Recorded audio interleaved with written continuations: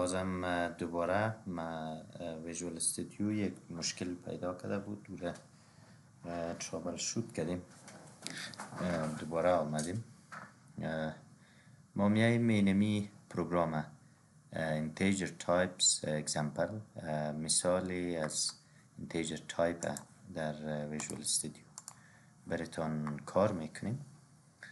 میشه از اول ما بیاییم یک نیو پروژکت بسازیم. نیو پروژکت که میسازیم کانسول اپلیکیشن از نوی کانسول اپلیکیشن و رو براوز میکنیم در جایی که میخوایم ذخیره کنیم. در اینجا میشه که به می نامگذاری بکنیم که بیشتر نامگذاری کردیم و نامش هم میمانیم integer data type از چپتر 2 است به این شکل.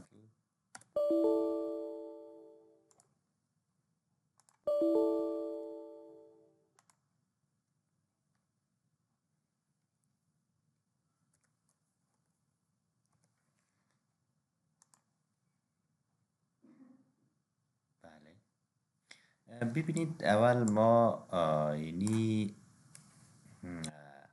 در حقیقت صفحه است که ادیتر است و ما در اینجا کد را ادیت میکنیم و نوشته میکنیم. نام پروژکت ما integer data type chapter 2 همینطور یک چیز گذاشته بودیم، همین نام آمده. میبینیم که اینی قسمت که هست اینجا جای است که ما کد خود را در این قسمت نوشته میکنیم. اینیا کدای است که در حقیقت اینا لایبرری هاست، مجموعه امون لایبرری هایی که ما گفتیم در .NET فریمورک یک لایه بسیار کلانی بین لسان پروگرام نویسی و همچنان بین سیستم عامل وجود داره که اون مجموعه از کلاس ها، مجموعه از لایبرری ها و کلاس ها می باشه. در حقیقت لایبرری ها مجموعه از کلاس ها می باشه. اینی لایبرری هایی است که در حقیقت ما در اینجا یوز کردیم یا اینکلود کردیم یا شامل کردیم. البته بسیاری این ازیار ما میتونیم که هیچ امیجا نداشته باشیم. ما میاییم امیجا ایج اصلا همی سیستم را ما در اینجا میشه که همی سیستم داشته باشیم. امی لایبرری را میتونیم در اینجا در نظر بگیریم، منتها دیگر لایبرری ها را فعلا در نظر نمیگیریم. متوجه باشین که لسان پروگرام نویسی سی شارپ کیس سنسیتیو است و چیزی را که ما با حروف بزرگ نوشته میکنیم باید با حروف بزرگ باشه و چیزی که خرد نوشته میشه باید خرد نوشته شه. جایی که ما کد ما نوشته میشه او اینجا است.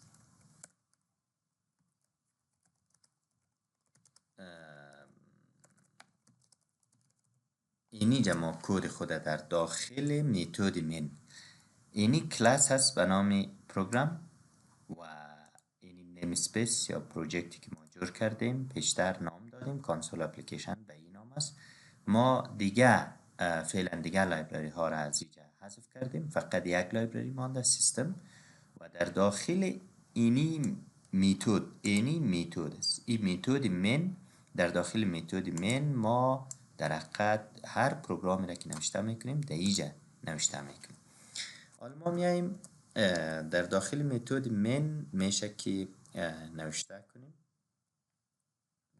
کانسول امیقی که نوشته میکنین اتومات خودش میایه. باز میشه که W را که نوشته میکنین البته ببینید وقتی همین نقطه را میمانین مجموعه از شما وقتی کلاس کنسول است یک کلاس است، کلاس کنسول است که این کلاس در داخل کلاس سیستم است.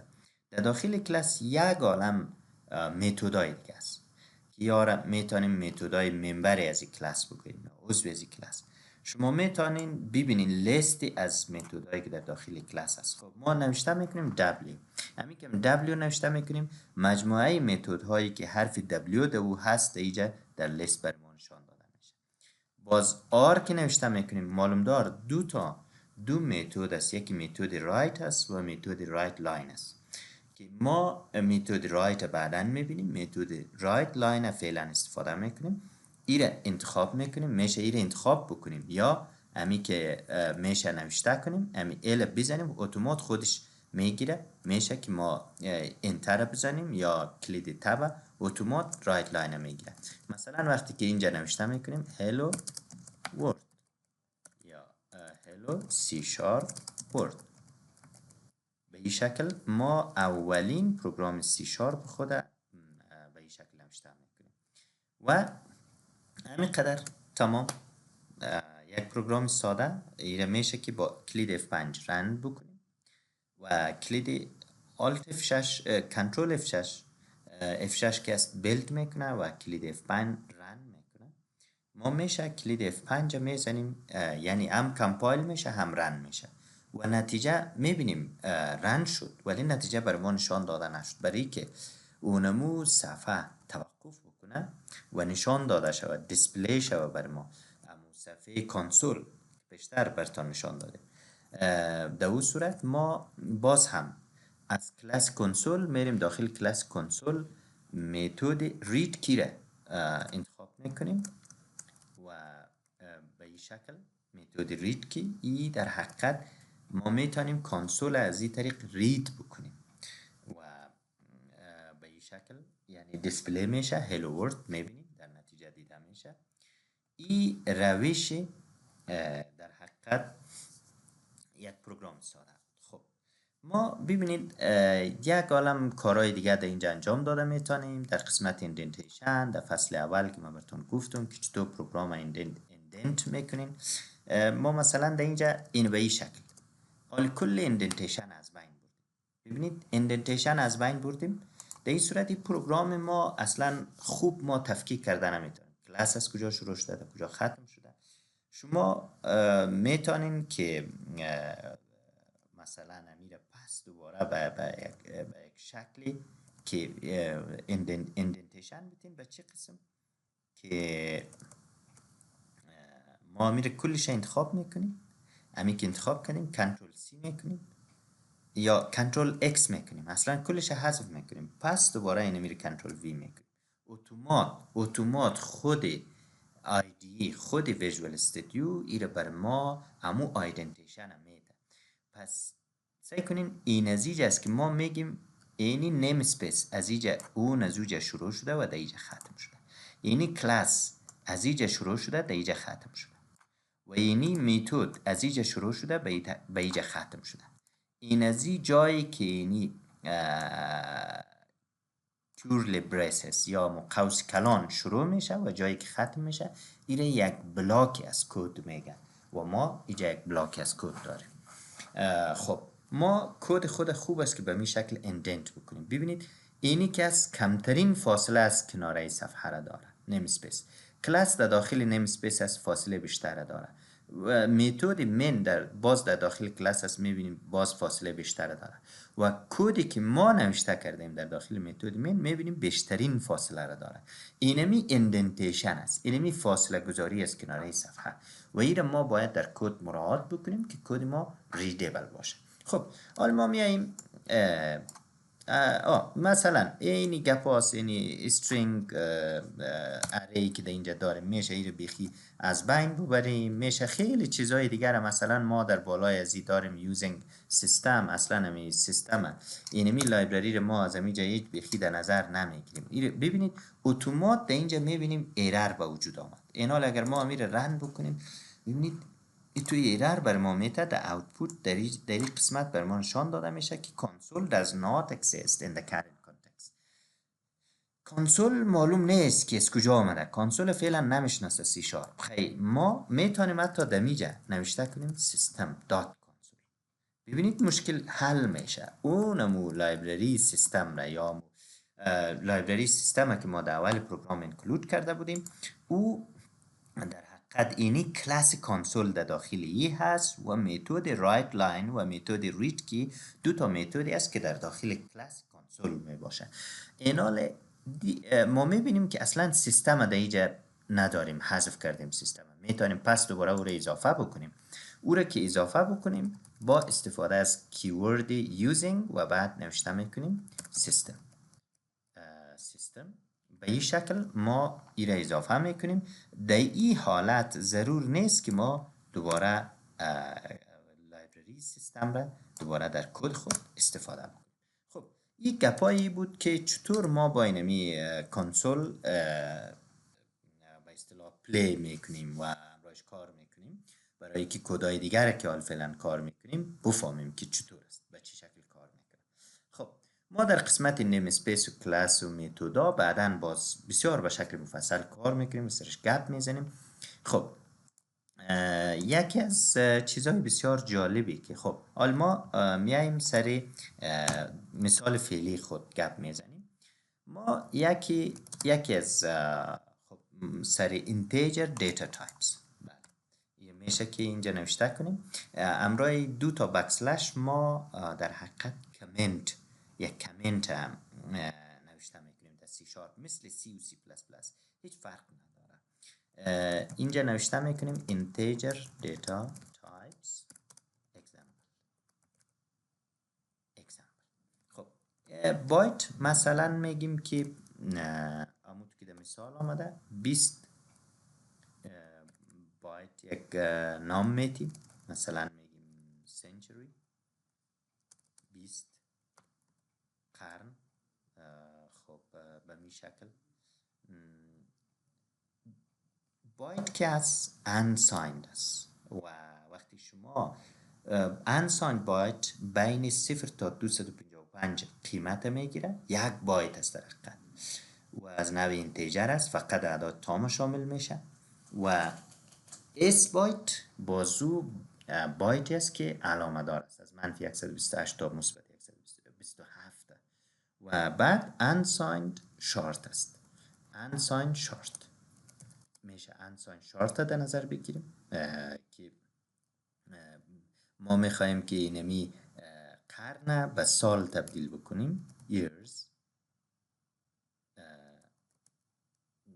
میشه حتی اینطور در نظر بگیریم که اینمی 20 هر قرنش 100 سال است، ضرب 100 که میشه 2000، میشه ایره 2000 در نظر بگیریم 2000 و به می شکل منظوری است که ما چطور دیتا تایپ های مختلف عمود که در سلاید میبینیم unsigned short است، unsigned integer است و unsigned long است.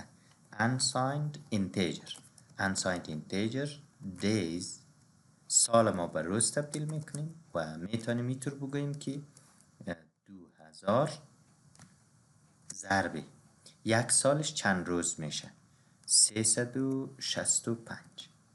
به این شکل دیفاین بکنیم.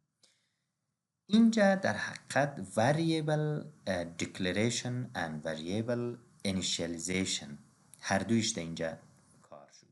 در حقیقت اینمی یک variable است، century. years یک variable است، days یک variable است، byte یک data type است، unsigned short data type است، unsigned integer یک data type است. و ما وقتی که initialize میکنیم یعنی قیمت اولیه برش میدیم.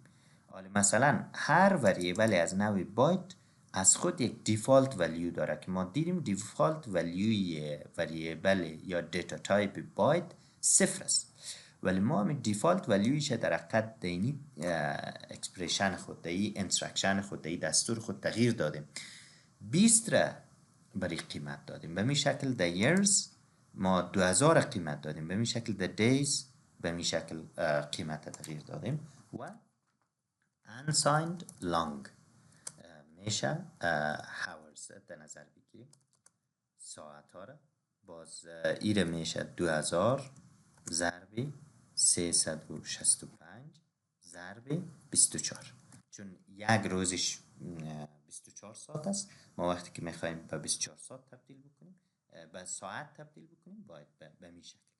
ببینید یک چیزی بسیار جالبی را که ما در اینجا براتون کار کردیم، در حالی که در سلاید فقط هم اعداد نهایی هست و این قیمت ها به این شکل دیده نمیشه. یعنی شما وقتی که یک وریبل به اصطلاح دیکلیر میکنین یا دیفاین میکنین، در اونجا شما بعضی آپریشن های ریاضی را هم میتونین به این شکل انجام بدین. مثلا ما علامه ضرب در اینجا استفاده کردیم، میبینیم این در حقیقت یک اریتمتیک آپریشن در وقتی که ما وریبل اینیشالایز کردیم میتونیم انجام بدیم. حالا ما میخوایم همین نتیجه چی شود، برای ما نشان داده شود. CW بسیار CW که نوشته کردیم دبل تب میزنیم، اتومات کانسول دات رایت لاین نوشته میشه. بعد از او باز در اینجا شما میتونید نوشته کنید century جمع، اینجا نوشته کنین یعنی ما میخوایم اینی قدر نوشته کنیم که اینی 20 قرن مساوی است به 20 قرن مساوی است به باز اینجا نوشته کنیم years، باز اینی قدر years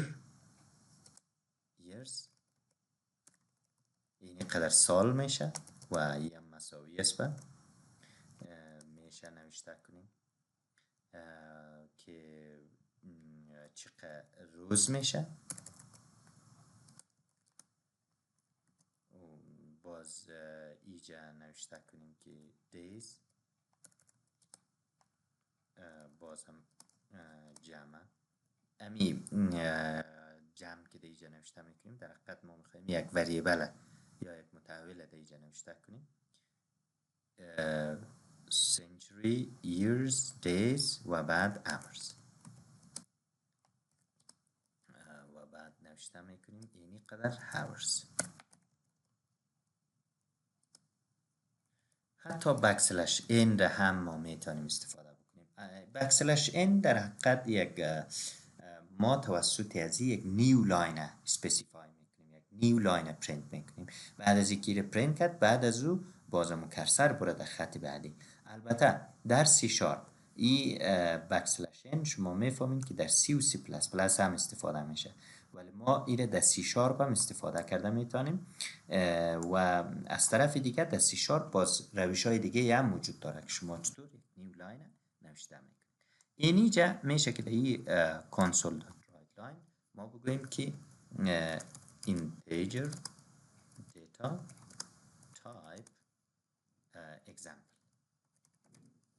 یک مثال و به می شکل بله. خب ما اینا را میشه که در نظر بگیریم و رن بکنیم F5 نتیجه رو بر ما نشان میده integer data type example 20 قرن مساوی است به 2000 سال مساوی است به اون قدر روز مساوی میشه به اون قدر ساعت. و این شکل ما یک مثال. خب در این مثال اصلا هدف این مثالی است که شما نظر به دیتایی که در پروژه تان در پروگرام تان نظر به دیتایی که تعریف میکنین نظر به وریبل و سایزی که او وریبل قرار است در کل پروگرام داشته باشه نظر به او شما باید وریبل تعریف بکنید. مثلا ما قرن که از معمولا مثلا ما 20 قرن محاسبه میکنیم. پس در این صورت خوب است که ما یک دیتای نوع بایت بگیریم به خاطر که حافظه کمتر میگیره.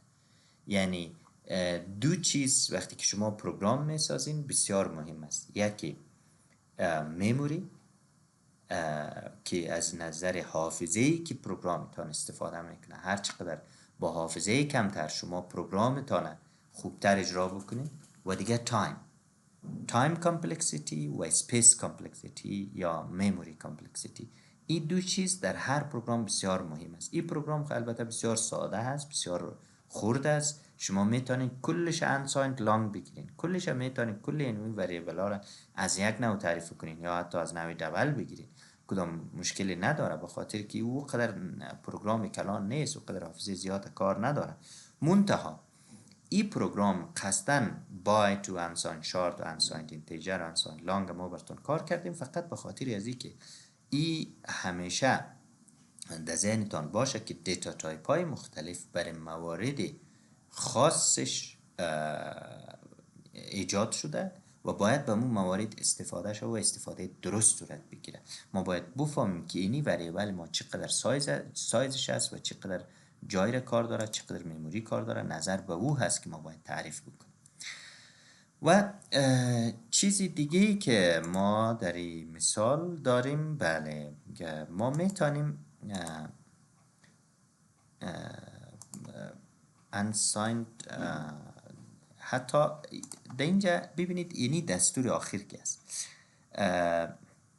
unsigned long max integer value مساوی است به unsigned integer 64.max value و بعد max integer value. اینجا هم یک وریبل در حقیقت تعریف شده که مکسیمم ولیوی اینتیجری که از نوع بله 64 بیت باشه و unsigned long باشه، او رو برای ما مکسیمم ولیویش نشان میده. میشه نوشته کنیم unsigned long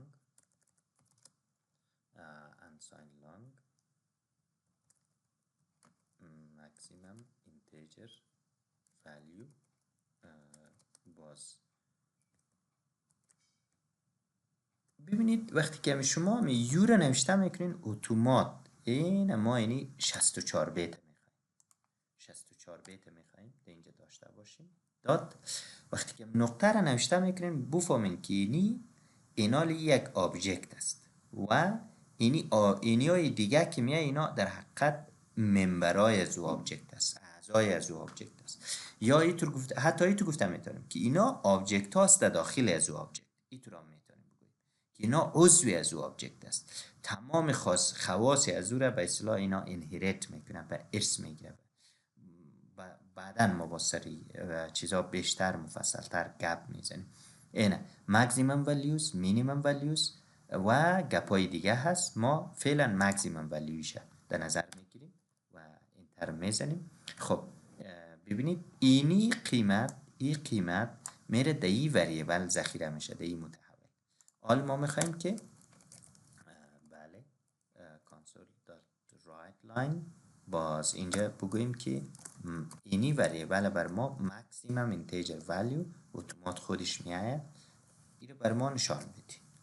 خب قبل از این میشه که ما یک البته اینجا بکسلشین استفاده کردیم، میشه ما به یک قسم دیگه هم داشته باشیم به اینی شکل console.writeLine. خلاص این می خودش بر ما یک لاین جدیده، یک خط جدیده ایجاد میکنه.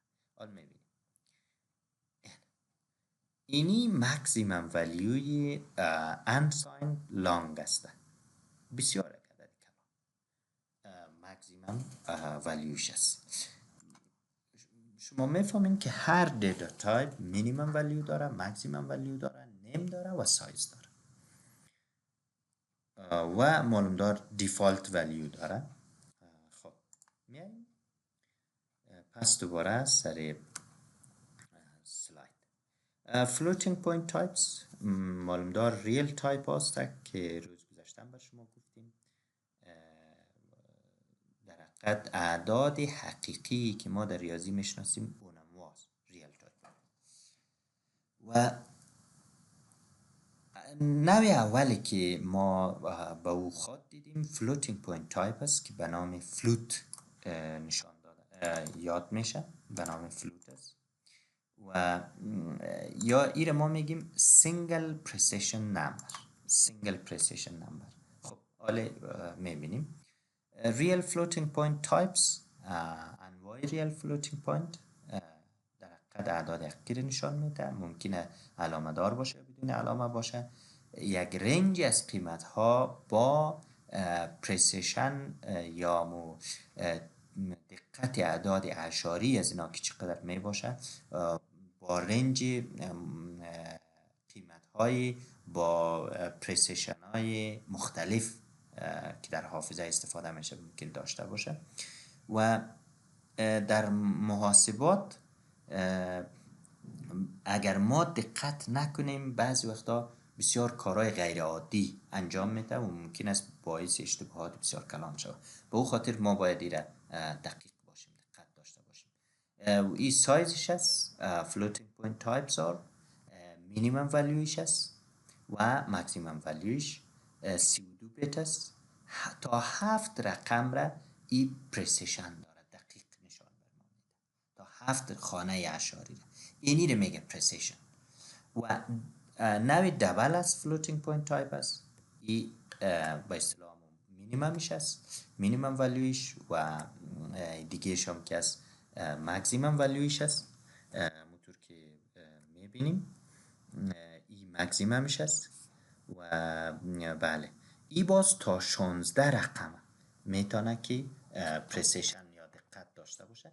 البته ای که 15 رقم است یا 16 رقم این مربوط میشه به مموری ماشین شما، مموری کامپیوتر شما. قیمت های دیفالتش 0.0 f است که از نوع فلوت است، یعنی f این میتونه f کلان باشه، میتونه f خرد باشه. و 0.0 d برای دبل است.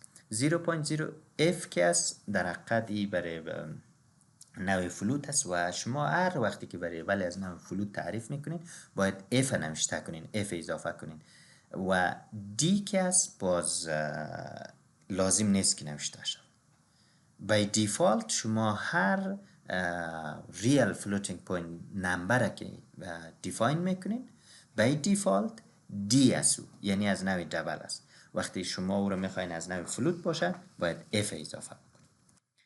خب این مثال دیگه از floating point نمبر است که ما اینجا مثلا پای پرسیشن، دقت پای اینجا براتون نشان میدیم که چقدر است، از نوع دبل چقدر می باشه و از نوع به اصطلاح از نوع فلوت چقدر می باشه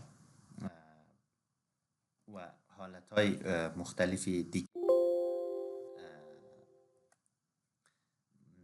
میشه در امی مثال ما باز هم وریبل های مختلفه. یک گپ رو باید متوجه باشیم که اصلا قسمتی که وریبل تعریف میشه او در اول پروگرام است یا در داخل متد مین که حال فعلا ما در یک فایل کار میکنیم. باز بعدا میخوانیم که چطور چندین فایلی از پروگرام ها را داشته باشیم و اینا رو با هم ارتباط بدیم. ممکن است در فایل های مختلف وریبل های مختلف تعریف شود، ولی معمول ایست که ما وقتی یک متد شروع میکنیم باید در آغاز متد وریبل هایی را که ضرورت داریم باید در اوجه تعریف بکنیم و دیفاین بکنیم. در اینجا میبینیم این فلوت پای مسایب. خب میشه این مثال ببینیم کار بکنیم. 3.14 f است، دبلش هم 3.14. هدفش در حقیقت نشان دادن تعداد خانه های اعشاری و دقتش است. باز به می شکل میبینیم که دبل از نوع انفینیتی هم داره یا invalid number یا NaN، ای امو invalid number نشان میده. یعنی شما وقتی اعداد موهومی دارین یا پوزیتیو انفینیتی یا مثبت لایتناهی به چی شکل براتون نشان داده میشه، پرسیشنش ما در مثال هم در اینجا در نظر میگیریم. خب برای ازی که در همین مثال ما کار کرده باشیم یا فلوتینگ پوینت میشه که ببینید شما آل میتونین یک کار دیگه بکنید. من فایل برین نیو و یک نیو پروژکت بکنین یا کنترل شیفت ان یک نیو پروژکت ایجاد بکنین. و راه دیگهش ایست که شما به جای ازی که برین چندین پروژه را ایجاد بکنین، هر کدام از این پروژه ها سولوشن های مختلف است، شما میایین در قسمت سولوشن اکسپلورر که در سمت راست ویژوال استودیوز در اینجا میایین سر سولوشن رایت کلیک میکنین، در اینجا اد میگین و نیو پروژکت اضافه میگین. حاجت به این است که شما بخی یک نیو پروژکت در یک سولوشن دیگه ایجاد بکنید. در امی سولوشنی که دارین در امی شما میتونین مثلا ما میگیم که real data type همون که دیگه نام دادیم چپتر 2 مربوط چپتر 2 میشه و در جایش تغییر نمیتیم. یعنی کنسول اپلیکیشن است، اوکی میگیم. به شکل یک میبینیم یک پروژه دیگه جور. خب میشه یعنی قسمت ها رو پیشتر هم گفتم میشه باشه یا ما میشه اینا رو حذف بکنیم، میشه که در نظر نگیریم و در این قسمت میاییم اینجا نوشته میکنیم real data type precision. خب برای از یک نوع فلوت میگیم ما میگیم که وریبلی را که تعریف میکنیم، مثلا f پای میگیم، f پای مساوی به 3.14 f باید بگذاریم چون از نوع فلوت به این شکل باید باشه و ایره نشان داده شده بر ما.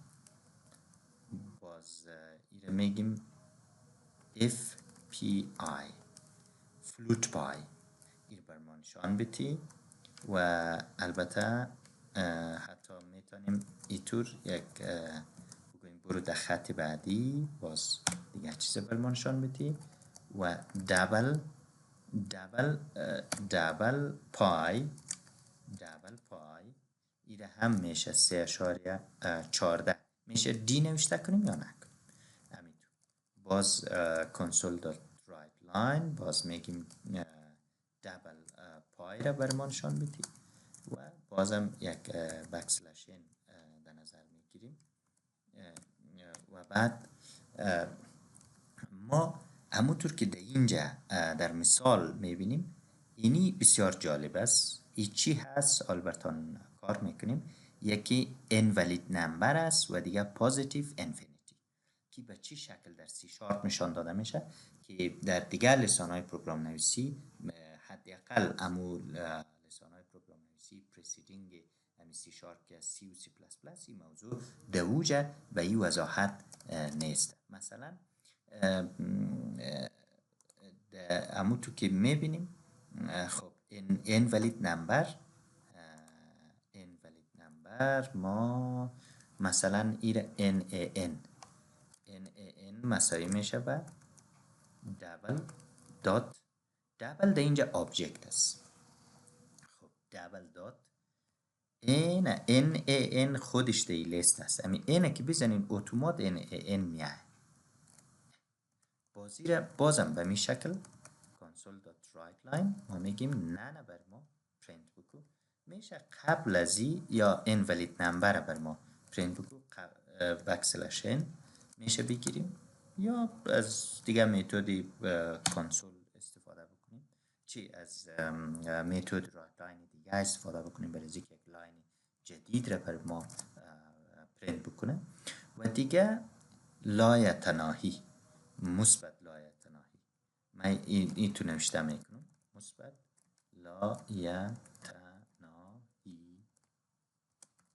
لایتناهی بازم ایره دبل میگیریم دبل دات همین که دات نوشته میکنیم ببینید positive infinity یعنی میشه ما positive infinity رو در نظر بگیریم positive infinity و باز ایره console dot write line باز اینجا نوشته کنیم مثبت لایتناهی انشاءالله که گرچند اینجا بر ما نشان میده بهتر از سیره در نظر بگیریم به خاطر که از پیش ما اشتباه نشه اسپلش و بازم میشه یک بکسلشین برش در نظر بگیریم و در آخر یک میتود کنسول دیگر که ما میبینیم و عبارت از رید کی است، رید کی را در نظر میگیریم و به این شکل پروگرام ما ختم است.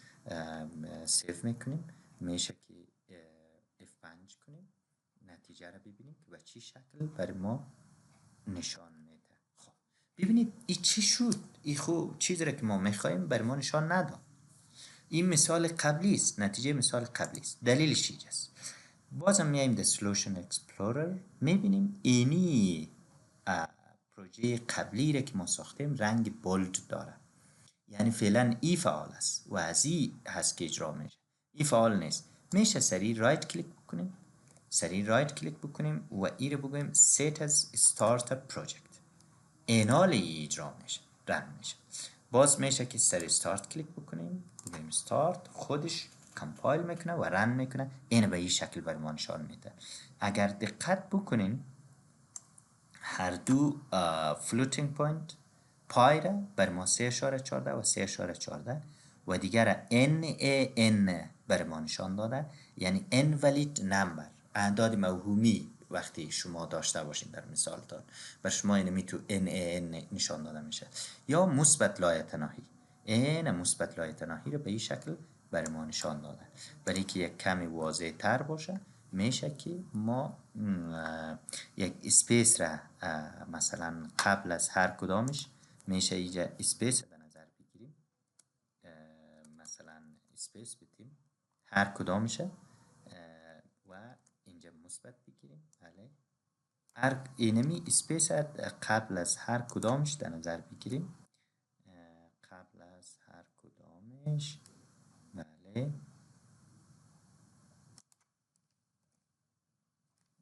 باز علامه مثبت یادمان نرود. بعد از این باز در خیر از باز کمپایلیشن ایرر بر ما میگیره. اینجا هم میشه ما قبل از اینکه رو پرینت بکنه ما یک فضای خالی را ایجاد میکنیم، باز F5 میزنیم. به این شکل اینال بسیار واضح تر، خوبتر، کمکی از بغل صفحه هر کدامش فاصله گرفته به این شکل بر ما نشان میده. خب ای بود چی؟ فلوتینگ پوینت پای پریسیشن. خب بعضی سپیشل ولیو هاست مثل نگاتیو انفینیتی، پوزیتیو انفینیتی و uncertainty یا موهومی یا گنگ، سینگل دات NaN مثلا، مثل که ما میال دیدیم سیمپل سینگل دات پوزیتیو انفینیتی، سینگل دات نگاتیو انفینیتی، هر کدامی از اینا برای اعداد موهومی و برای ایناست. و خب ریل تایپ دابل در مو سلاید ما دیدیم که اینا به اصطلاح مو رنج قیمتاش از چند تا چند است و دیفالت ولیو از اینا چند است و جدول، و همچنان پریسیشنش یا مو تعداد خانه های اعشاری که اینا می داشته باشه، چی فلوت باشه چی دبل باشه، که ما دیدیم و از این بابات هم اینه در ای پروگرام، در ای اگزمپل باز هم امی بسیار دقیق دیده میشه. ببینید در این مثال من میخوایم این مثال را تشریح بکنم و پیش بریم. در این مثال اگه ببینید ما یک وریبل اموت که میبینیم یک وریبل از نوع فلوت در اینجا داریم، در این خط داریم، تعریف شده با این قدر خانه های اشاری، و یکی دیگه هم از نوع دبل است که بعدیش است. ما اینا رو گفتیم پرینت بکنه، در نتیجه اینی تو یک چیز پرینت میشه. ببینید چند خانه اشاری، 1 2 3 4 5 6 خانه اشاری. اینی رو میگه پریسیشن، یعنی 6 خانه اشاری زیر بر ما نوع فلوت پرینت میکنه، بعد از اون نه. پس اینمی در حقیقت دیسیمال پریسیشن نوع فلوت، دیتا تایپ نوع فلوت، دیسیمال پریسیشنش این قمی باشه. دیتا تایپ نوع فلوت 6 خانه اشاری، در حالی که دیتا تایپی که از نوع دبل است اونمو دقت خانه های اشاریش تا 1 2 3 4 5 6 7 8 9 10 11 12 13 14 خانه. البته این که میگه 7 خانه هم اینی رقم صحیح و هم خانه های اشاری حساب میکنه. به می شکل دینی دیگهش هم رقم صحیح و هم خانه های اشاری رو بر ما نشان میده. خب به اینی شکل در اینی مثال دیگه که ما در اینجا 0.1f داریم، بازی را پرینت کردیم، این درست است، ولی دبل دی 0.1f در اینجا ای انکرکت است، به خاطر که ما وریبل خود از نوع دبل تعریف کردیم، ولی اینی جا وقتی که گفتیم ولیو رو بگی از نوع فلوت میگیره. نتیجه ای که بر ما نشان داده میشه incorrect است. اینی نتیجه است. چرا؟ چون ما اصلا 0.1 میخواستیم، نه این نتیجه را. و ایره میبینید که دی یا دبل که است اینیقه 15 خانه پرسیشنش است. یک عدد اشاری 15 خانه ای رو برمان نشان میده. و این اشتباه ما در این قسمت است که اینی را نباید در اینجا نوشته میکردیم. این اف را فقط نوشته میکردیم 0.1. به می شکل مثلا 1.0 f divided by 3. ای که ما میگیم دقتی یا دیسیمال پرسیشن دیتا تایپ های نوع اعداد که اعداد حقیقی در نظر میگیره بر ما، این مهم است. به اینی خاطر است سعی کنین 1 تقسیم 3 کرده میشه 0.3 متوالی. ای چون امو دقتش یا امو دیسیمال پرسیشنش 7 خانه است تا 7 خانه رو بر ما نشان میده. ولی نوع دبل ما که تا 15 خانه هست، این مکمل 15 خانه رو بر ما نشان میده. و اینجا ای که incorrect گفته به این خاطر است که ما اول وریبل اف از نوع فلوت تعریف کردیم و این گفتیم در دبل پرتو. این که در دبل انداخته، سعی کنید جواب غیر دقیق بر ما میده.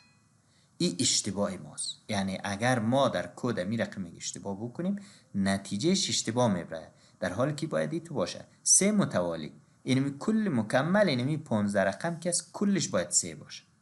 ای تا اینی خانه ها، اینمی 6 خانه اشاری که از نوع فلوت گرفته، چون ما اونمو اعدادی که در نوع فلوت تعریف کردیم او رو گفتیم در دبل پرتو. خویره در نوع دبل در دی در وریبل دی انداخته، منتها اینی ارقام دیگر گرفته دایش اضافه کرده که وام صحیح نیست، درست نیست. ولی اگر ما اینه میره ای طور نمی گفتیم، امینجا نوشته میکردیم 1.0 تقسیم 3. اگر امینجا نوشته میکردیم به این شکل، مثلا به اینجا نوشته میکردیم که دی همینطور که دی رو تعریف کرده بودیم، دی رو تعریف کرده بودیم، ای تو نوشته میکردیم به جای اینی گپ نوشته میکردیم که 1.0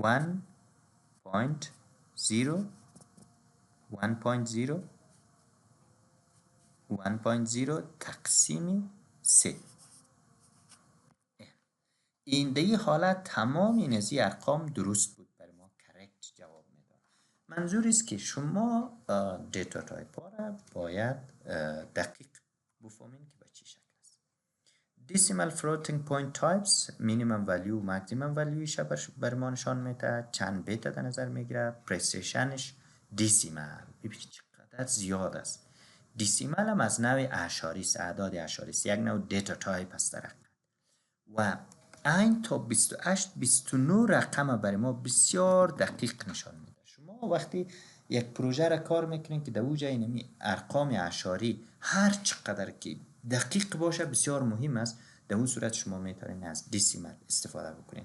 وقتی که تعداد دقت خانه های اعشاری از 15 و 16 اضافه میشه، شما از دیسیمال استفاده کنین، چون تا 15 و 16 را نوع دبل و نوع فلوت با کار میده و اگر زو زیاد میشه، این هم مثالش است که ما وقتی که پای را محاسبه میکنیم، عدد پای تا 28-29 رقم خانه اعشاری بسیار بر ما، البته هم خانه اعشاری و هم یعنی تا 29 رقم مجموعاً این دقت داره. بولیان دیتا تایپ، انواع دیتا تایپی که از نوع بول هست، معلومدار با کیورد بول دیفاین میشه یا دیکلیر میشه.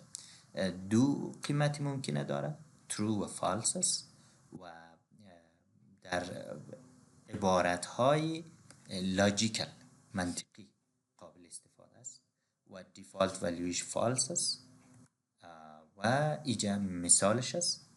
میشه که یعنی مثال شما در نظر داشته باشیم و این میشه کار بکنیم. خب کرکتر دیتا تایپ است. بله میشه این مثال هم ما کار بکنیم. بازم در سولوشن اکسپلورر میایم اد میگیم، نیو پروژکت میگیم و به می شکل میشه این رو بگویم فول دیتا تایپ، یک نام بدیم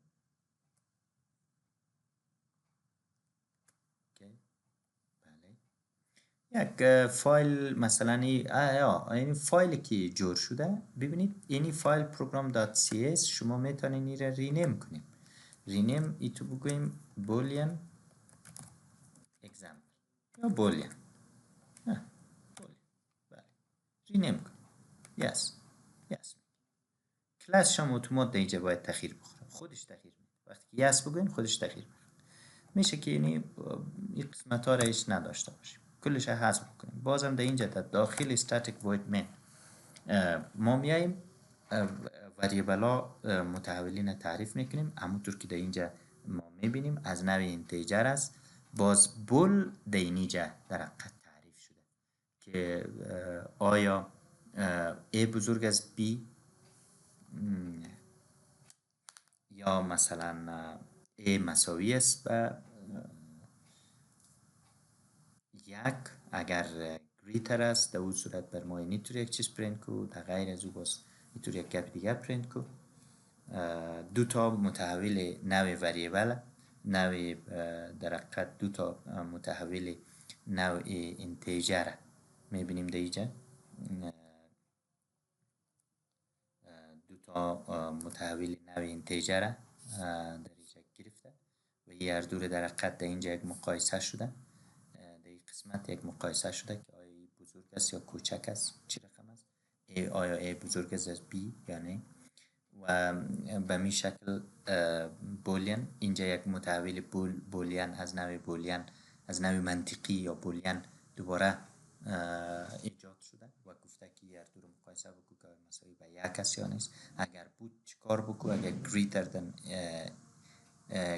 if greater AB، اگر اینمی درست بود اینی تو یک چیز نوشته کو، اگر نبود ممکنه تو یک چیز نوشته نشود. در غیر از او باز نوشته که A کوچک از B است. و بله اینی ها رو بر ما اکوال و اوتپوتش هم نشان داده شده. حالا میاییم بله در اینجا و اینتیجر A مساوی به مثلا 5 میگیریم، اینتیجر B مساوی به 12 میگیریم و دو تا متحول دیگه اینجا تعریف میکنیم از نوع بول. مثلا A greater than B،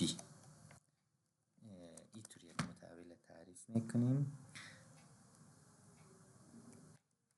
باز همونطور که در این مثال میبینیم ما اینجا ببینید اینی علامه با یک علامه ای که آلی دمی مثال هر دویش کار میکنیم سرش گپ میزنیم. میبینیم که آیا A از B بزرگ است یا نیست. هر نتیجه ای که شد بگی اینی کامپریشن یا این مقایسه را انجام بدی و نتیجهش دینی وریبل بول، نوع بول ذخیره بکن. و به می شکل میشه که ما بیره بگوییم چی equal B. مثلا یک نام میتیم، باز اینجا یک مقایسه میکنیم که آیا B مساوی به 12 هست یا نیست. خب این گپ را شما از لسان‌های پروگرام نویسی دیگه هم میفهمین که اینیا که است، اینی علامه مساوی در حقیقت علامه مساوی نیست در پروگرام نویسی، این علامه اساینمنت است. شما اینی وریبل در حقیقت اینی ای ولیو را به اینی وریبل اساین کردین. در اینجا اینی ولیو را به این وریبل خود اساین کردین. در اینجا هم به می شکل اینی نتیجه اینی را که میشه یک ولیو و او کدام ولیو است، یا ترو است یا فالس است، شما در اینی وریبل ذخیره کردین در حقیقت، یا در این آیدنتیفایر. هر کدام از اینا متوجه باشین که یک آیدنتیفایر است، چون ما بحث آیدنتیفایر مال سرش گپ میزنیم. این حال ما میگیم که برای ما پرینت کن. بله میشه که اینطور نوشته کنیم که A greater than B.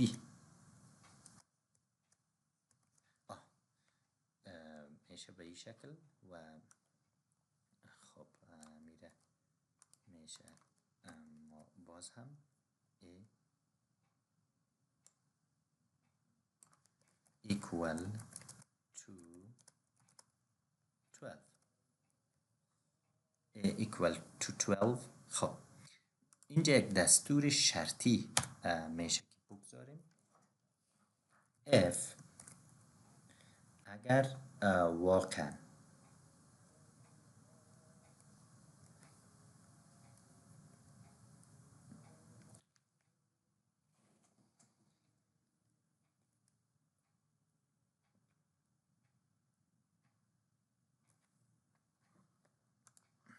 در اینجا میبینیم if greater ab یعنی چی؟ یعنی میره ما میخوایم بگویم a great b. مثلا این چی مانا میده؟ در اینجا باز گفته که شما یک چی را پرینت بکنید تو پرینت بکنید که a greater than b. میشه یک بکسلش اینم در نظر بگیریم. ای یعنی چی؟ else. خب متوجه باشین چون ما یک دانه فقط یک خط اکسپرشن یک تا دستور در داخل دستور اف داریم بنان ما در اینجا ایر بلاک نساختم یعنی امو قوس کلان شروع میشه قوس کلان ختم میشه یعنی بادی اف را شروع ختم نکرده گرچه ما دستورات اف را باز بعدا میخوانیم و else. در غیر از او بازم console.writeLine اینطور نوشته کنیم که a is less than b.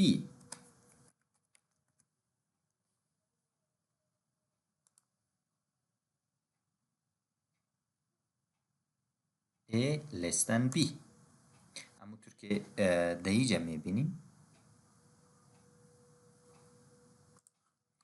خب گریت بی را باید در اینجا نوشته کنیم و به این شکل equal بی را در اینجا نوشته کنیم. خب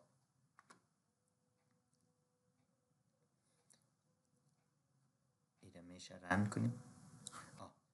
این یعنی چی؟ موضوع بسیار مهم است که شما میفهمین که اگر if a greater than b اینی value true باشد در اون صورت اینی اجرا میشه. شما میفهمین by default value از یکی از false است ولی آل چی میشه اینی هر دو رو کامپیر میکنه مقایسه میکنه قیمتی از او که یا true میشه یا false میشه او رو در اینجا میگذاره. در صورت که true بود اینی گپ را بر ما پرینت میکنه که نبود اینی دیگه شه پرینت میکنه. اینال میبینیم رن میکنیم میره بازم همون گپ شد که ما اول پروژه خود را باید استارت پروژکت بگیریم set up start project. در این صورت باز دوباره رن میکنیم و نتیجه را به این شکل بر ما نشان میده. خب یک چیز ما فراموش کردیم که باید نوشته کنیم console.read keys ایره داشته باشیم نتیجه رو میتونیم ببینیم. بله گفته که a greater than b نیست. ببینید اینیه وقتی ما را ترس میکنیم کد را میبینیم که a greater than b نیست و a greater than b false نتیجه false است. باز a equal to 12 a equal to 12 نه b equal to 12 ما باید در نظر میگرفتیم بازی رو گفته true true در صورتی است که b اینجا به اصطلاح می اشتباهی تایپی از ماست. این اینجا b رو باید بگوییم که b مساوی است با 12 که a equal to b نتیجه اینی true است و نتیجه اینی گپ false است. ببینید ما دو تا متحول بولیان تعریف کردیم و نتایجش هم دیدیم که به چه شکل نتایجش بر ما نشان داده میشه. خب و character data type معلومدار معلومات سمبول ها را بر ما نشان میده توسط کلمه کلیدی 4 شما میتونین دیتا تایپ از نوع کرکتر را تعریف بکنین هر سمبل که است یک کد اینتیجر خاص داره. مثلا بکسلش 0 قیمت دیفالت دیتا تایپ 94 است و 16 بیت حافظه را میگیره و حافظه و شروع میشه از 000 تا FFF. این به معنای unsigned است، یویش و 0 است. سینگل یونیکود کرکتر همیشه یا یک بخش یک کرکتر ذخیره میکنه و بله میریم.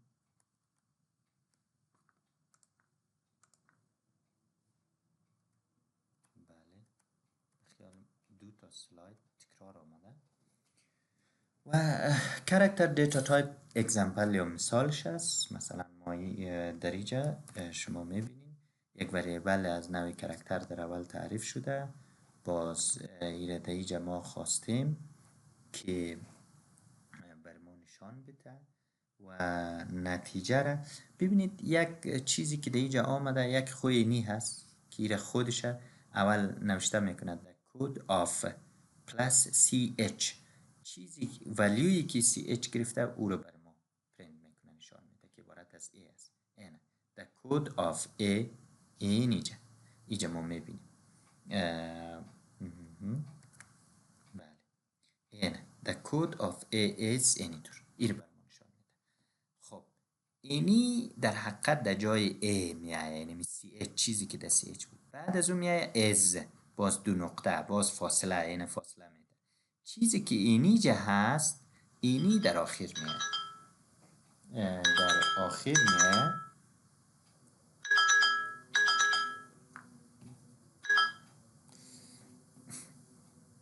ای در آخر میاد. ما ای را گفتیم از نوع اینتیجر. ای به این معناست که در حقیقت یونیکودی امی کرکتر ایر، حرف ایر بر ما نشان میده که عبارت از 97 است.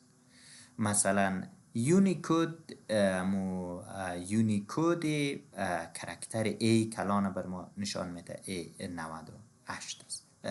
چی بیره بر ما نشان میده 98 است. به می شکل از حرف ای کلان بر ما نشان میده عبارت از 65 است. به این شکل ببینید چند تا در اینجا ما یک دفعه ایر در وریبل CH ذخیره کردیم و دیگه بیر ذخیره کردیم، باز ایر ذخیره کردیم و اینجا هم خودی کرکتر پرینت کردیم و هم نتیجهش. شما میشه که عملا خودتون کار کنید. نوع دیگه دیتا تایپ استرینگ است. دیتا تایپ استرینگ همه تان میفهمین، میشناسین که این یک سلسله از کرکترها رو بر ما نشان میده و توسط کیورد استرینگ تعریف میشه. دیفالت ولیوش نل هسته مثلا. و همیشه شما وقتی وریبل از نوع استرینگ تعریف میکنین باید در بین دبل کوتیشن چیز کنین، انکلوز کنین، در بین دبل کوتیشن نوشتهش کنین. و strings can be concatenated. میتونه شما چندین استرینگ با هم جمع بکنیم، بچسبونید. و با چی؟ با کدام اپراتور؟ با اپراتور مثبت با علامه جمع. ما حالا مثالش رو میبینیم. ببینید مثلا ما در اینجا داریم first name ذبیح الله، last name دانش و شما یه اردو در یک استرینگ دیگه به نام full name f name جمع. باز اینجا یک فاصله آمده، اینی فاصله هست، اینی فاصله هست، f name last name اینی اردو اینی کار کانکتنیشن است. اینی کار کانکتنیشن است. دو تا استرینگ ما کانکتنیت کردیم، ترکیب کردیم، با هم یک جای کردیم و به این شکل console.line نتیجه بر ما نشان میده. خب یک چیزی جالب به هر شکل full name is جان اسمیت. به این شکل. بله درستش این است. باز این مثال شما میتونید کار بکنین و خودتان فول نیم و لاست نیم تان بدید. و آبجکت تایپ، دیتا تایپ از نوع آبجکت یک نوع خاص است که در حقیقت پرنت تمام تایپ هایی که در دات نت فریمورک است می باشه. پدر کلش است. با کیورد آبجکت تعریف میشه و میتونه قیمت از هر نوع بگیره. این در حقیقت یک رفرنس تایپ است. ببینید ما در کل اینطور براتون گفته میتونیم که در سی شارپ ما دو نوع دیتا تایپ داریم، یکی رفرنس تایپ و دیگه ولیو تایپ. آبجکت که از نوع رفرنس تایپ است، استرکت از نوع رفرنس تایپ است، کلاس از نوع رفرنس تایپ است که ما بعدا اینا رو ما مطالعه میکنیم. ولی اینتیجر، کاراکتر، فلوت، دبل، اینا کل از اینا، بول، اینا دیتا تایپ از نوع ولیو هست. خب بعدا باز ما سریع گپام بسیار گپ میزنیم. مثلا در اینجا ما آبجکت اگزامپل داریم، شما میبینیم که declare some variables. خب اینجا variable ها تعریف کردیم. یک variable از نوع آبجکت 7 عددی ذخیره کردیم و باز هم از نوع آبجکت 7 عددی ذخیره کردیم. چی جالب است این آبجکت، ببین چی کارا میکنه. یعنی همه هر نوع دیتا تایپ میتونه داشته باشه چون در حقیقت پرنت همه هست. و اینجا یک variable از نوع string ما در بکس 2 ذخیره و the value of box 1 is any چیز. باز به این شکل نتیجه را هم بر ما دقیق بر ما نشان میده. و null label types. data type نوع null label are specific wrappers around the value types as integer, double and bool that allow storing the null value in them. خب این یک نوع خاصه هست که شما در حقیقت در اطراف نوع قیمت ها میپیچانین. نل لیبل تایپ یعنی چی؟ یعنی شما میخواین قیمت های نل در اینتیجر یا دبل یا بول ذخیره بکنین. با استفاده از نل لیبل تایپ شما میتونین ذخیره بکنین. خب provides opportunity for types that generally do not allow lack of value. در حقیقت برای انواعی که اجازه ایره نمیده که در او هیچ قیمتی نباشه، حداقل یک ولیوی نل باید باشد. خصوصا در انواعی که زمانی که شما میخواین اینمی نوع اینتیجر و دبل و بول که در حالت عادی اینا نل در خود اجازه نمیده، وقتی شما میخواین اینا را از نوع رفرنس بسازین، مثلا یک استرکتی از نوع اینتیجر یا نوع دبل شما میخواین تعریف بکنین، در اون صورت ممکن است در یک جای شما ضرورت داشته باشین که یک ولیوی از استرکچرتان از نوع نل باشه. در اون صورت است که شما از نل لیبل تایپ ها استفاده میکنین. خب ما مثالایش میبینیم کار میکنیم. نل لیبل تایپس hold an optional value. یک قیمت اختیاری رو میتونه در خود ذخیره بکنه. خب با دو طریق شما میتونین نل لیبل ها را تعریف بکنید. یک اینجا میبینیم این نل لیبل باز اینی علامه ویکتور که ویکتور را شما اکثرا به این شکل تعریف میکنین. I1 is equal to null. null اختصاص دادن به I1. این نل لیبل شد. اینمی I1 ما یک نوع دیتای نل لیبل شد از نوع اینتیجر. I1 اصلا اینتیجر است ولی ما ایره نل لیبل ساختیم، یعنی قیمت نل هم میتونه در خود ذخیره بکنه. یک روش است. یک روش بسیار خوب و جالبی دیگه اینی دیگه است. اینتیجر باز علامه سوالیه یا question mark باز I2 is equal to I1 یا I2 is equal to null. این تو به این شکل نوشته میکنیم. ما میتونیم به این شکل نوشته کنیم. به این شکل نوشته کنیم. این نمی نوع دومش که بسیار خوبش است، بسیار جالب است، بسیار خوب آدم میفهمه و تعریفم کرده میتونه. میشه سوالیه I2 مساوی به نل. به این شکل ما تعریف کنیم. میتونیم به این شکل هم تعریف بکنیم. و این بسیار نوع خوبش است. به این طریق، به این دو طریقه شما میتونید تعریف بکنین، ولی طریقه دوم بسیار خوب است و شما از این بسیار خوب رقم میتونین استفاده بکنید. و این مثالش است که در اینجا آمده، همونطور که میبینین i مساوی به 5 ni اینتیجر i مساوی به 5 و اینتیجر ni مساوی به i. اینی در حقیقت i را شما نلیبل ساختید، در ni ذخیره کردین، چون ni ما در اینجا از نلیبل است. و باز بله در اینجا اگر ما پرسان بکنیم که آیا اینمی وریبل ni ما ولیو داره، در اون صورت ممکن است و یا آی را اگر پرینت بکنیم معلوم دار ولیو داره، چون ما 5 فعلا درش ذخیره کردیم.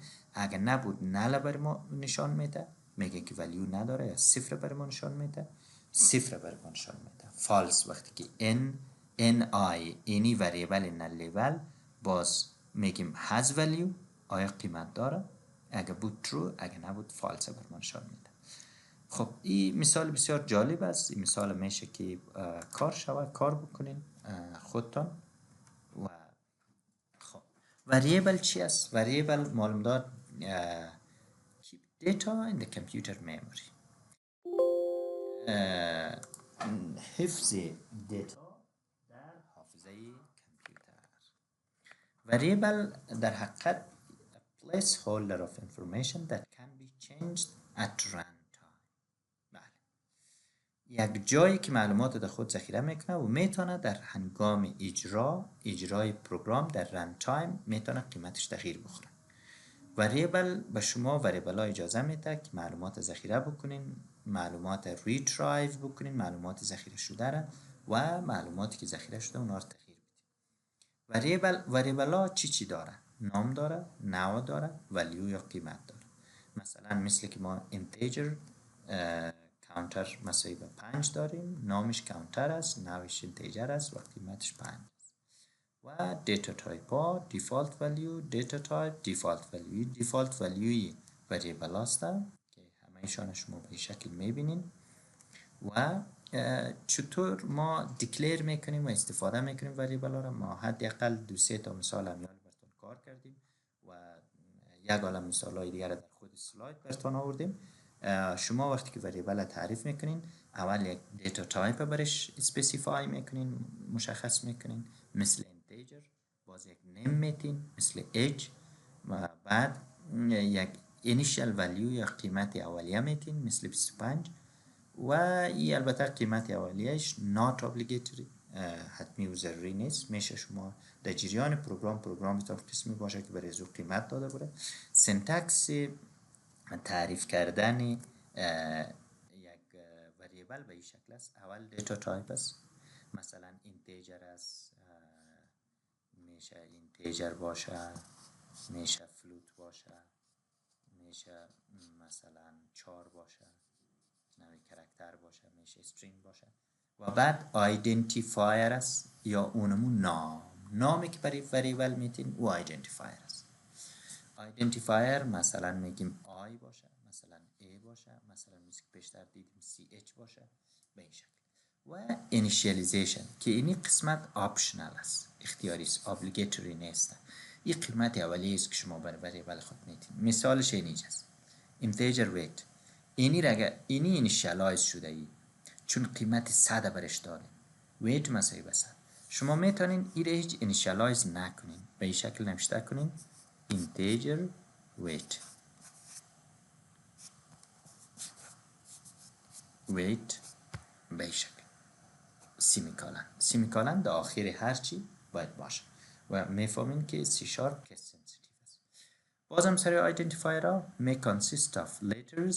خب چطور ما آیدنتیفایر ها تعریف میکنیم؟ متوجه باشین نام وریبل، نام کلاس، نام کانستانت، نام میتود، هر چیزی را که ما دیفاین میکنیم و یک نام برش میتیم او را میگه آیدنتیفایر. پس آیدنتیفایر تنها نام وریبل نیست، نام همه از اینا میتونه باشه. بعدن باز ما میبینیم. فعلا ما بحث ما از آیدنتیفایر نام وریبل هست، نامی که برای وریبل میتیم. پس نام وریبل ها یا آیدنتیفایر ها، یا البته وقتی که آیدنتیفایر میگیم نام کلی از اینا را شامل میشه. نام استرکت است، نام میتود است، نام وریبل است، نام کانستانت است، نام کلاس است، نام آبجکت است، همه از اینا. لیترز باشه، حروف اعداد از 0 تا 9 لیترز، و اندرسکور هم میتونه باشه. مثالش یعنی مثالایش است. آیدنتیفایر را begin only with a letter or underscore. متوجه باشین هر آیدنتیفایر فقط تنها میتونه با حرف یا اندرسکور شروع شود و به شرطی که این حروف کیورد نباشه، کلمات کلیدی نباشه. این مثالش هم در اینجا ذکر شده. و آیدنتیفایر ها میشه حروف باشه. should have a descriptive name. خوب است که یک نامی descriptive، نام مشخص کننده داشته باشه، نامی که تعیین کننده باشه، از روی نام تو بفهمی. مثلا first name اگر تو به این شکل دستفس مثلا یک نام بدی، این نامی بیجای است، کسی نمیفهمه که تو هدف از این وریبل چیست. descriptive یعنی شما از نام وریبل آیدنتیفایر خود شما هدف از او را بفهمین تا یک حد داره. یا مثلا P 420 بی از این چی نمیفهم. خوب است که مثلا اینی شکل first name یا F name حد اقل باشه. It is recommended to use only Latin letters. حروف لاتین باشه بهتر است. should be neither too long nor too short. نه زیاد لانگ باشه، نه زیاد دراز، نه زیاد کوتاه باشه نام. در حقیقت امو descriptive باشه. The C sharp small letters are considered different than the capital letters. باید متوجه باشیم که C sharp که سنسیتیو است، بسیار حساس است در مقابل حروف خرد و بزرگ تشخیص میده. متوجه باشیم. ولیو که به وریبل اختصاص میدیم توسط آپریتر اینی assignment operator علامه مساوی استفاده میکنیم. متوجه باشیم که این علامه مساوی ای که هست علامه assignment است. ای آپریتر با ای آپریتر کاملا فرق داره. ای که از مساوی هست، ای مساوی است و ای که از علامه assignment یا اختصاص دهی است. این فرق داره. این هر دو هیچ وقت با هم چی نیست مثل ریاضی بود. holds a variable identifier بله holds a variable identifier on the left. معلوم دار در طرف چپی از این وریبل آیدنتیفایر باید بیاید، در طرف راست قیمتی که شما برای او اساین میکنین و بله و معلوم دار قیمت را که شما برای یک وریبل اساین میکنین توسط علامه اساینمنت باید از همون نوع باشه. شما نمیشه که اینجا یک آیدنتیفایر از نوع کاراکتر تعریف بکنین بعد اینجا یک عدد برش قیمت بدین. اشتباه است. یا از نوع استرینگ تعریف میکنین بازور از نوع کاراکتر برش قیمت میدین. وریبل ها چطور اینیشالایز میشه؟ قیمت اولیه را که شما میتین او را اینیشالایز میکنین. چندین راه برای اینیشالایزیشن متحولین وجود داره. یکی با استفاده از کیورد یا کلمه کلیدی نیو و دیگه با استفاده از literal expression که ما میبینیم عبارت های لفظی یا تحت لفظی یا میبینیم by referring to an already initialized variable. میتونیم ایره ریفر بکنیم به وریبلی که او قبلا اینیشالایز شده یعنی قیمت او ذخیره است، ایره به او ریفر. خب what are literals؟ لیترال ها چی هستند؟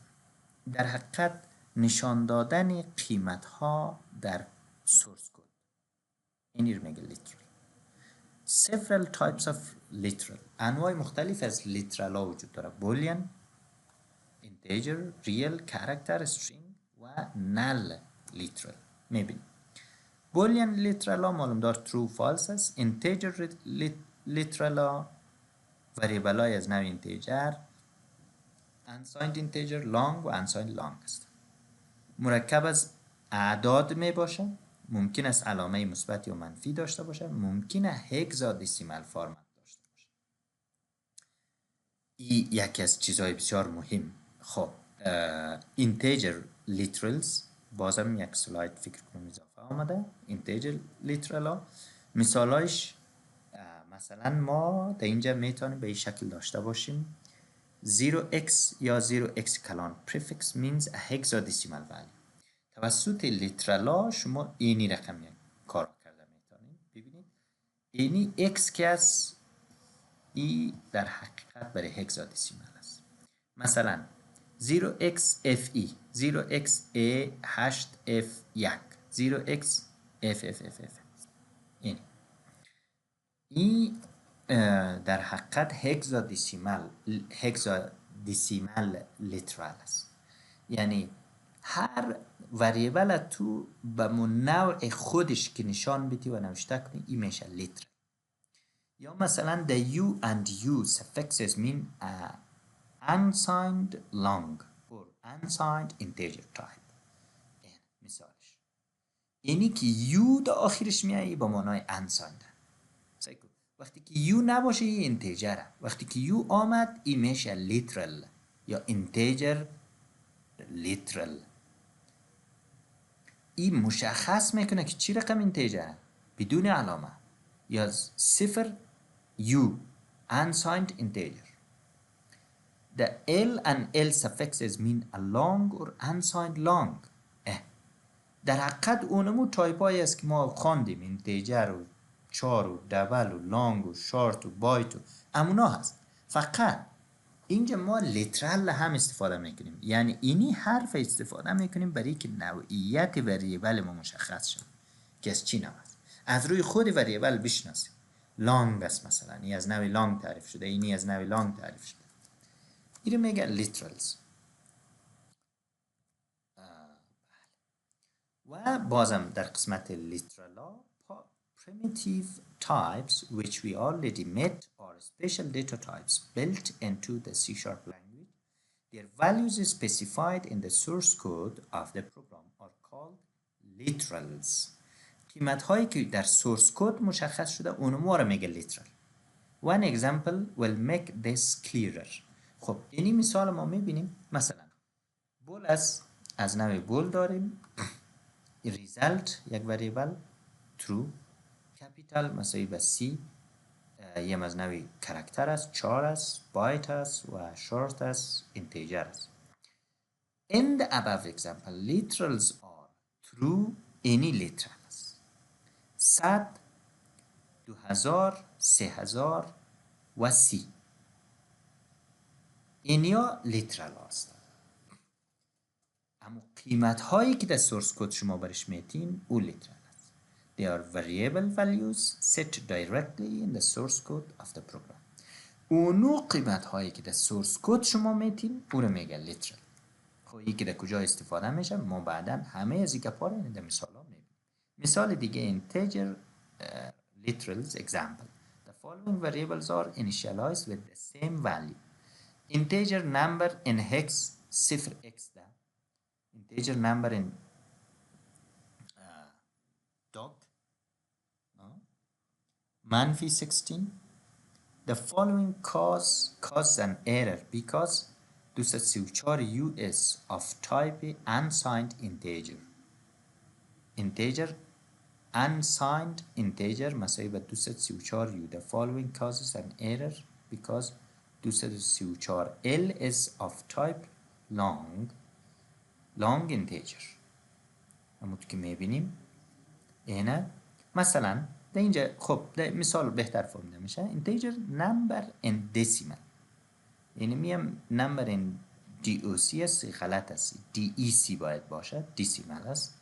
decimal 16 را شما از نوع اینتیجر در این ذخیره کردید و 0x را از نوع اینتیجر در این ذخیره کردید. This will cause an error because the value 234L any long is not integer. اینی 234L اینتیجر نیست، اینی در اینجا اینی که 0x گفتین یک لیتراله که در اینجا تعریف کردین به این معناست که اینمی در حقیقت هگزادسیمال است. هگزادسیمال که اونمو 16 میشه. اینمی نمبر 16 به هگزادسیمال یک صفر است و به دسیمال 16 است. ولی اینی غلط است. شما میفهمین 234 درست است. یعنی ال از ما باید ورداریم به خاطر که ما از نوع اینتیجر تعریف کردیم. ریل لیترالز معلوم دار فلوت دبل و دیسیمل است. فلوتش با F، دبلش با D، دیسیملش با M سفکس داره. اینا پیشونده داره میبینیم. و البته maybe in exponential notation میشه که به شکل اکسپوننشیال برای ما نشان داده شود. اینی 6.02 ای جمع 23. ایره انشالله که شما بفهمین که چی معنا میده. ای به این معناست که 6.2 ضربی 10 به توان 23. ایره میگه exponential notation. ایره میگه exponential notation. خب میبینیم. میریم سلاید بعدی. real literals. این مثالش هست. اینه یعنی هر کدامش real literal است. قیمت ها همون قیمت ها. character literals معلوم دار are single characters enclosed in apostrophe در بین apostrophe single quote are used for values of the chart type. Two single quotes surrounding the character معلوم دار در بین اینی و اینی در بین دو تا apostrophe میاد در بین single quote. خب قیمت ها ممکنه سمبل باشه، ممکنه کد سمبل باشه، ممکنه skipping sequence باشه. خب یک کاراکتر به طور مثال مثلا A یا کاراکتر کد for example یا کد یک کاراکتر باشه مثلا unsigned 0065 این یونیکود است. یونیکود U00 U0 این باید U بگوییم. اینجا منظورش یونیکود از unsigned نیست. 0065 که کدی کاراکتر A است مثلا. an escaping sequence میبینیم. بله escaping sequence are چی است escaping sequence؟ means of presenting a symbol that is usually interpreted otherwise like مثلا خود apostrophe comma presenting symbols like the new line symbol مثلا سمبل new line چطور نشان داده میشه مثلا خود backslash common spacing sequences are اینیار character literal ها هستن مثلا backslash comma for single quote شما میخواین این single quote را print بکنین باید backslash comma را استفاده کنین backslash for backslash این فقط یک backslash بر ما print میکنه backslash UXXXX for denoting any other Unicode symbol برای نشان دادن هر سمبل یونیکود هر علامه که شما در صفحه کلیک میبینید و او در یونیکود شامل باشه backslash double quote for double quote شما اگر تنها دبل کویته را نوشته کنید در console.writeline هیچ وقت پرینت نمیکنه باید backslash double quotation را نوشته backslash n for new line و مثالش را در اینجا میبینیم که چطور اینی مثلا backslash single quote فقط یک اینمی کامگک اینمی apostrophe رو پرینت میکنه backslash فقط چی رو بر ما پرینت میکنه فقط backslash n اول console.writeline ای رو پرینت میکنه دومیش اینی CA فقط دو نقطه رو بر ما پرینت میکنه چون ای در حقیقت یونیکود دو نقطه است سمبل دو نقطه یک یونیکود داره یونیکودش چی است 003A البته ای به هگزادسیمل است این باید هر کس باید بفهمه که A به هگزادسیمل است هگزادسیمل دیگه ضرور نیست ما شما ایره در دیسکریت مپ حتما خواندین که هگزادسیمل چی است سیستم های اعداد است و بکسلش سینگل کویت بکسلش این مثالش است که مثال شما میتونید کار بکنید نتیجهش ببینید بسیار چیزی جالب است بازم کاراکتر لیترالا در اینجا آمده مثلا بکسلش تی برای تب است بکسلش ان برای نیو لاین است که همون تو کار کردیم در مثال ما براتون کار کردیم و اینی باز incorrect است. incorrect use single quote. در این حالت شما که کرکتر لیترال استفاده میکنید، این در این حالت استرینگ است نه کرکتر. باید این گپ رو متوجه باشید که کرکتر همیشه در بین سینگل کویت میاد و استرینگ همیشه در بین دابل کویت. و استرینگ لیترال اینه همونطور که ما در اینجا گفتیم برای قیمت های نوع استرینگ استفاده میشه از 2 دانه دابل کویته که محتوا یعنی احتوا کرده و لیترال ما را ساخته شده مثل که اینجا میبینیم.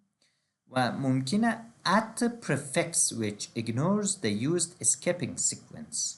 ممکنه at داشته باشه. at اگه داشته باشه باز escaping sequence ها را شما ignore میکنیم. مثلا at وقتی ما نوشته میکنیم پیش از اینکه این لیترال استرینگ خود در داخل دابل کویته که از اینجا شروع میشه در اینجا ختم میشه نوشته میکنیم at باز در این صورت escaping sequence ها را reject میکنه، ignore میکنه. مثلا C دو نقطه بکسلش یعنی چی؟ یعنی میره مکمل بر ما پرینت میکنه. حاجت به این است که برای اینی بکسلش ما اینجا 2 تا بکسلش نوشته کنیم برای که پرینت شود. برای بکسلش هم به مو شکل. برای اینی نقطه حاجت به این گپا نیست.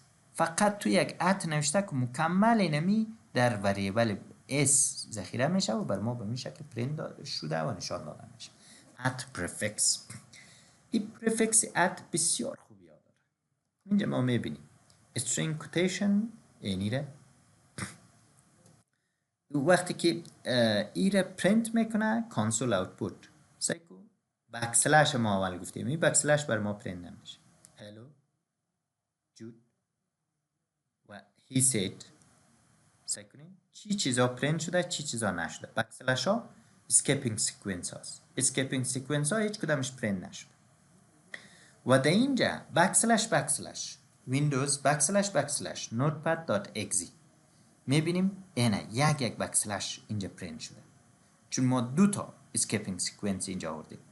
منتها وقتی at نوشته میکنیم the backslash is not escaped as backslash سایکو اینی هم escaping sequence است در اینجا هم escaping sequence است. هر دویش در اینجا I am at a new line اینه the new line در اینجا تمام چیز را برای ما با مون شکلی که هست آورده. یعنی at prefix بسیار یک چیزی بسیار خوبش است در استرینگ و به این شکل این فصل ختم است. ما یک هومورک هم براتون داریم. من این هومورک براتون نشان میتونم و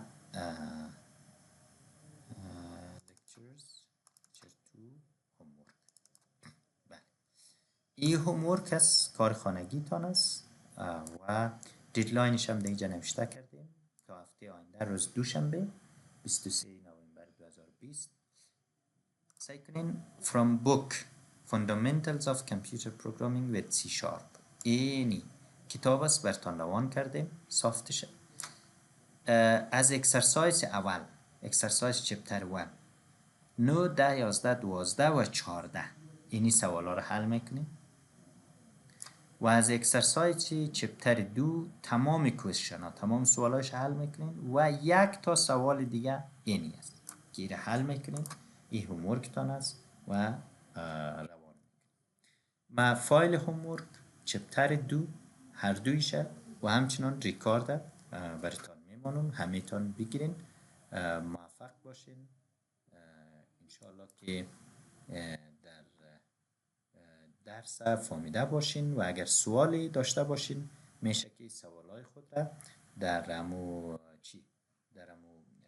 گروپی که ما هست در واتساپ گروپ در اوجه بمانین در واتساپ گروپ بانین و ما انشاءالله سوالی که داشته باشین مشکلی داشته باشین حتما به او پاسخ میدیم. تشکر. خداحافظ.